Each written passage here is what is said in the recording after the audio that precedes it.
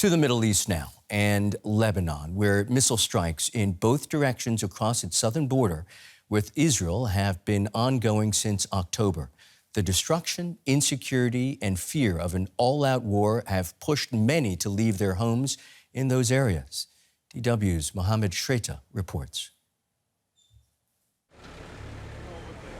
Haidar is almost 60 years old, yet before he moved here, he'd only been to Beirut once or twice. He comes from Blida, a small town in southern Lebanon, close to the border with Israel. This is what it looks like now. Daily cross-border shelling between Hezbollah and the Israeli army since October 8 has destroyed much, including Haidar's shop and home. He came here to southern Beirut 7 months ago and set up a grocery store. He named it after his hometown. I had my own butchery and grocery store in Blida, and my brother owned a supermarket. We lost everything. It's all destroyed, our shops and our houses. Thank God I'm working again, but it doesn't feel the same being away from my hometown.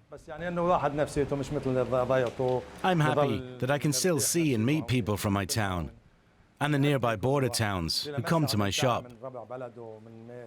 This brings me some joy.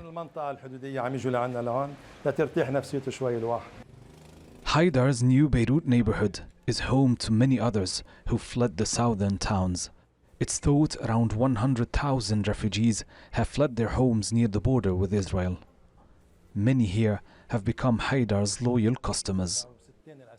The man lost everything, his house, his store, everything, and yet he is not greedy.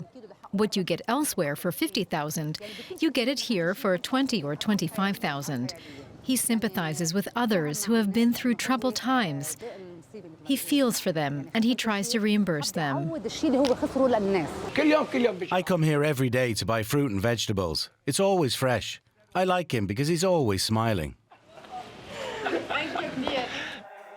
Outside the grocery store, people are anticipating the latest updates from the front line. These people are celebrating Ashura, the most sacred date in the Shia Muslim calendar. It marks the death of Imam Hussein, grandson of the Prophet Muhammad. This gathering is also used by Hezbollah to deliver political messages. This is Hassan Nasrallah, Secretary General of Hezbollah, the party designated by many countries as a terrorist organization. If your tanks invade Lebanon and southern Lebanon, you will not only suffer from the lack of tanks, but you will lose all your tanks. His message: we are ready for an all-out war, even though we don't want it. The growing tension and destruction on the border would point to such a development, one that would push many more Lebanese people to become refugees in their own country. Let's get more from Guido Steinberg. He's the Middle East expert at the German Institute for International and Security Affairs. He joins us from Berlin. Guido, we've just heard in that report that Hezbollah is ready for a full-scale war. From your perspective, is it?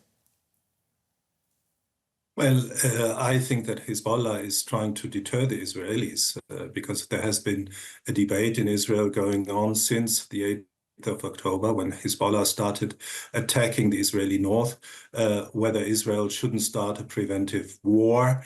And the main personality arguing for such a war has always been the defense minister, Yoav Gallant. And I believe that Hezbollah is extremely worried about recent news that this debate has been started anew in Tel Aviv and Jerusalem. It tries to tell the Israelis that Hezbollah is prepared for this confrontation, but I think that it fears this confrontation. What's Hezbollah trying to achieve with continuous attacks on Israel? Well, it's trying to show solidarity with Hamas in Gaza, but at the same time, it tries not to escalate the situation. And that's mainly due to the fact that Hezbollah is not an independent actor.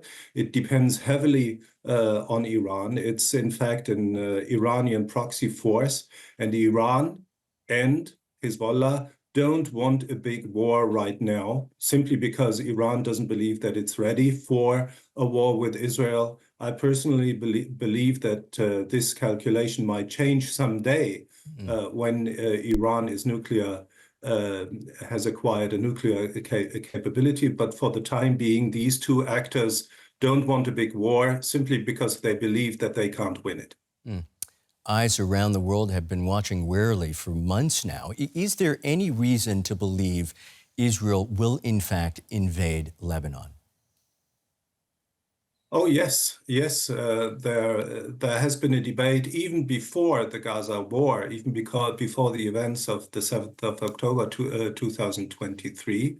And those who argue for a war with Hezbollah argue that Israel can't accept the very fact that there is a very strong terrorist organization on its northern border threatening the Israeli north. And this argument has gained power after the 8th of October, when Hezbollah started attacking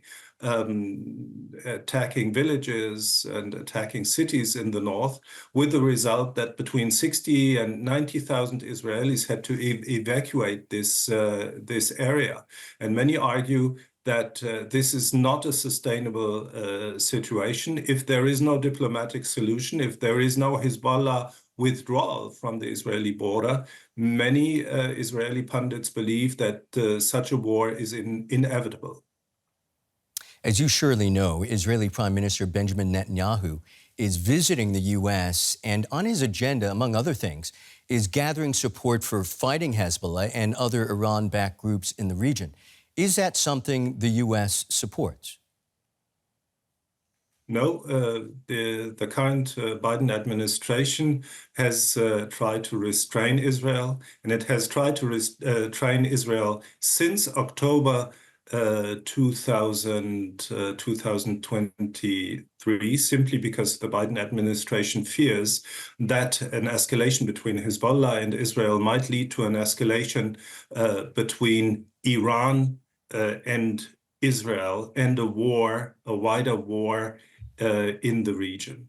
It might be that Benjamin Netanyahu is now will now discuss these issues with the Biden administration, but I don't believe that the latter will change its view. In order to avoid this war, the Biden administration has tried to deter Hezbollah. It has tried to convince Hezbollah to cease its attacks, to no avail. And at the same time, it has sent in a diplomatic envoy to discuss this problem and discuss a withdrawal of Hezbollah in southern Lebanon, indirectly in Beirut. Our thanks to Guido Steinberg, the Middle East expert at the German Institute for International and Security Affairs in Berlin. Thank you, sir. Thank you.